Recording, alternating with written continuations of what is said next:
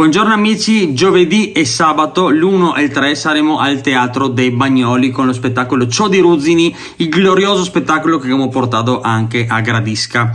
E adesso comunque sono obbligato per contratto a far parlare anche Flavio ed Elisa, che vi racconterò un po' di cosa succederà in questo spettacolo, per quanto so che alla fine vi interessa solo di quel che faccio a me, ma vi faccio vedere lo stesso. Allora amici, nonostante la mia occupazione principale oramai sia quella di fare il nuotatore in piscina, oggi ho fatto 500 vasche, 400 a stile libero con un braccio e 100 a dorso, e questo in un quarto d'ora, però ho deciso di lasciarmi del tempo anche per fare degli spettacoli per hobby, e nei spettacoli di questo fine settimana veramente mi faccio delle robe, ok, se anche Maxino e Elisa, ma mi faccio delle robe, allora ve le conto. Allora faccio bene, non che ne frega niente a nessuno cosa farà Flavio Furian, ma vabbè, ancora un tocco, dai. Dopo faccio Basta, taglio, tanto il montaggio lo faccio me. ve copera de rider, e dopo avrò anche una scena nella quale, ecco, neanche questo via tagliemo.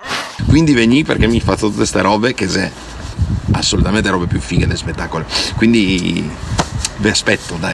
Elisa Bombacigno. Buongiorno amici, ciao a tutti. Allora, piccolo promemoria per raccontarvi in breve cosa succederà il 1° e il 3 dicembre, giovedì e sabato, ok? Siamo riusciti a portare Ciò di Ruzzini, il nuovo spettacolo dei Crampi Elisi, anche a Trieste, nei pressi di Trieste, per l'esattezza al Teatro Comunale di Bagnoli. Vi aspettiamo lì alle 20:30. Vi conviene arrivare un po' prima perché l'entrata è libera e quindi anche l'offerta è libera, quindi si paga quello che il vostro cuore vi dice di pagare, ok? Vi aspettiamo lì. Io canterò delle bellissime canzoni tipo... Bene, nessuno che interessa, tutti vi interessa cosa che voglio farmi in realtà. Mi farò tante belle cose, quindi veni a vedermi, e che sarà anche l'ora che porterà i cavi, le borse, quindi mi raccomando, giovedì e sabato l'1 e il 3 veni in teatro a Bagnoli a far casin con noi, anzi con me.